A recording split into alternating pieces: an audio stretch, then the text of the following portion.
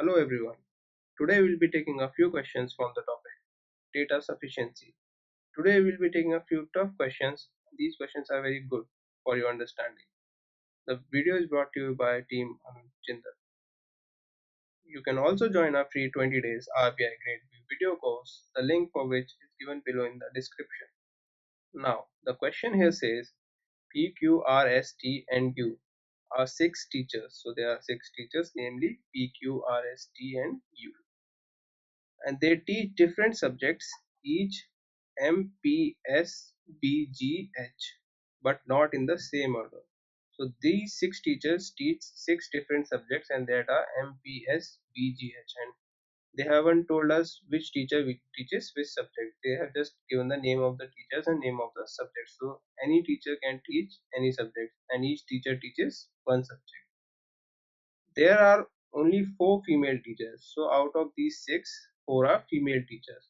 Who teaches subject B? So we have to find out who teaches subject B. Now, the first statement given here is Q teaches subject H. No female teacher teaches subject B or M. So one thing we know from here that subject B is not taught by a female teacher. It is taught by a male teacher. S, who teaches subject S, is the oldest. Now another thing said in the statement is S teaches subject S, and he or she is the oldest. Now the second statement says P is older than R and teaches subject P. So two things are given in this statement. P is older than R as well as P teaches subject P. Now the third statement given here is the youngest teacher teaches subject B. Now we are given information here that subject B is taught by the youngest teacher. Youngest teacher out of the six teachers which are given to us. U is not the youngest, and they have also given us that U is not the youngest. T teaches subject M and is older than Q and U. Now they are saying T teaches subject M and is older than Q and U. Now, in these type of questions, we can solve them easily with the help of a table, because otherwise if you keep on mugging up the options given here, you will find it very difficult to solve this question. So making a table for these type of questions is a good step. So let's make a table. So first of all, we will take here like teachers, subjects, and their gender, because they are talking about three things in this question: teachers and subjects and the gender. So if you take the first statement, Q teaches subject H. So teacher is Q and it teaches subject H. Now we are given no female teacher teaches subject B or M. So if there are subjects B or M, these are taught by male teachers, because they are saying no female teacher teaches B or M. So these are taught by male. Now in the question it was also said that there are total four female teachers. There are total four female teachers. So once we have found out that there are two male, that is B and that is taught by B, and so others will be female, then this will be female, another will be female, female, and last one will be also female.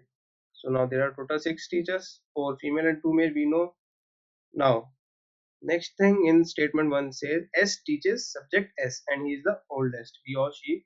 So if subject S is written here, so subject S, teacher teaches S, teaches subject S and he is the oldest. This is an additional information. Now P is older than R and teaches subject P. Now they are saying P is older than R and teaches subject P. So we can write P here and P here. P is older than R. This is an additional information. Now the third statement here says the youngest teacher teaches subject B. Youngest teacher teaches subject B. Now we have to find out who is the youngest, because we have to find out in the question who teaches subject B. So next thing he says here is U is not the youngest. That means U is not the youngest. That means U is not teaching this B. That means U will not come here. So you can either come here or in the last place, that is here. Now next thing is T teaches subject M. T teaches subject M. Now we know subject M is taught by T. So this you cannot come here also. That means you will come here only, because only this place is left. Because in the question it is in the third statement it is said that U is not the youngest and B is taught by the youngest teacher. That means U is not teaching subject B. So you will come here. So Now we are left with only one teacher, that is sub-teacher R. So we have easily found out that R teaches subject B. So you can see that with the help of table we can easily solve the question. But in data sufficiency, we have to give the answer according to the options given, and we have to see which data is sufficient to give the answer. Now, if you see here, if we have found out the answer using all the three data together. Now, if you exclude any of the data and try to find out the answer, let's see what happens. If we exclude statement 1, that is we are not using statement, then Q teaches subject H. So we don't know who is the teacher of subject H. So this will become more confusing.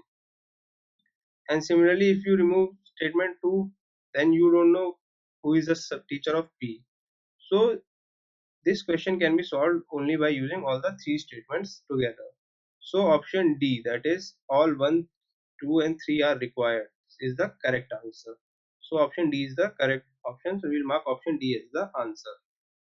Now the next question here says Amar went to the market to buy oranges, guavas and mangoes.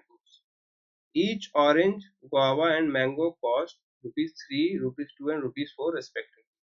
So Amar went to the market to buy oranges, guavas and mangoes, and the price of orange, guava and mango is given here, that is each orange cost rupees 3, each guava cost rupees 2 and each mango cost rupees 4. The total value of the three variety of fruits purchased by him was rupees 246. So he bought the fruits worth rupees 246. How many oranges did he purchase? So we have to find out how many oranges did he purchase. Now the statement given here is first. He bought a total of 81 fruits. He did not buy more than 30 fruits of any variety. So total fruits bought by him were 81 and the quantity of no fruit was more than 30. Now second statement here says the number of guavas he bought is less than the each of the other two varieties of the fruit. In the second statement he is saying that guavas, the number of guavas is less than the other two varieties, that is other two varieties there that are mango and orange. So least variety he bought was of guava. He did not buy less than 25 guavas. The next thing given in this statement is he did not buy less than 25 guavas. So minimum number of guavas that he bought is 25. Number of mangoes he bought was 28. So the number of mangoes are given here directly, that is 28. He bought 28 mangoes. So now if we take first statement and try to solve the question along with the help of first statement, let's see.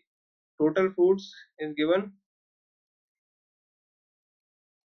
81 and he did not buy more than 30 fruits of any variety. So nothing else is given to us. Only these two things are given. So we cannot solve the question by using only statement 1. So let's see by what we can do with the help of statement 2. The number of guavas he bought is less than the number of other two varieties of fruits. This is the first thing given. He did not buy less than 25 guavas. This is the second thing given.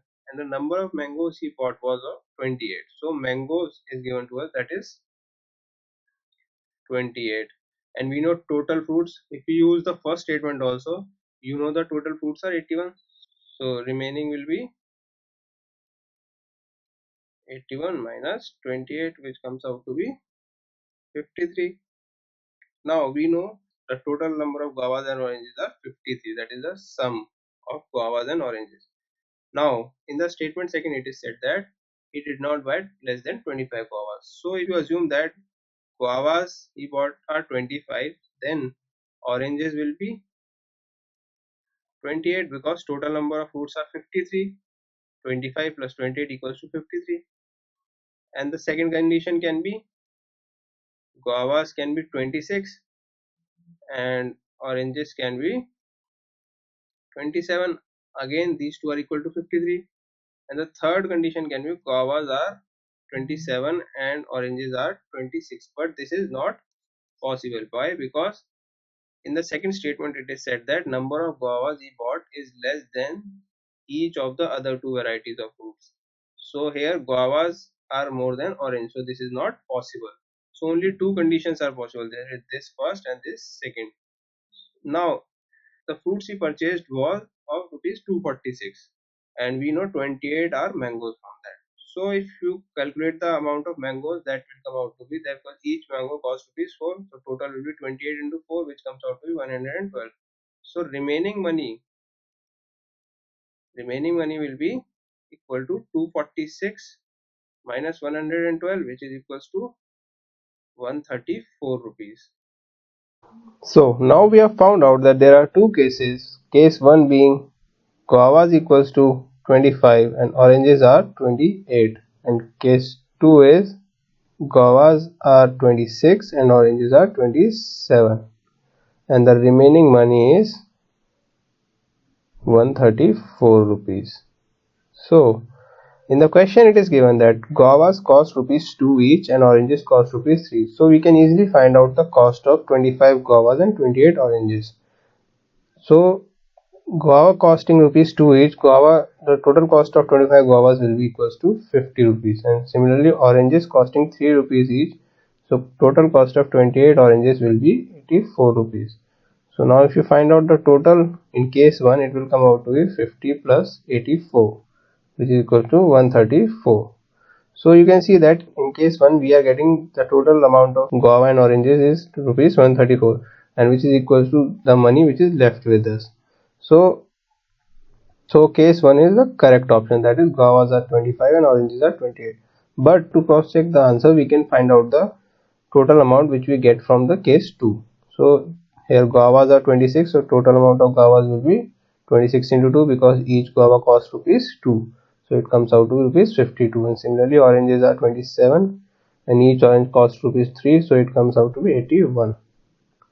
Now the total amount here is equals to 52 plus 81, which is equals to 133 rupees. So you can see it is not equal to the amount which was remaining, that is 134 rupees. So case 1 is the correct option, that is 25 guavas and 28 oranges. So in the question we were asked how many oranges did he purchase. So we have found out 28 oranges he has purchased. Now we have to give our answer according to the options given. So in this question we have used both the statements, that is statement 1 and statement 2 together to answer the question. Individually both the statements were not sufficient to answer the question, so we have to use both the statements together.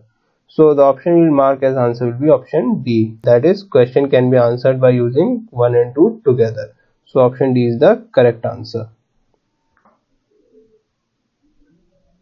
So if you like this lecture, you can subscribe to my channel. Also you can join our Telegram group for regular discussions.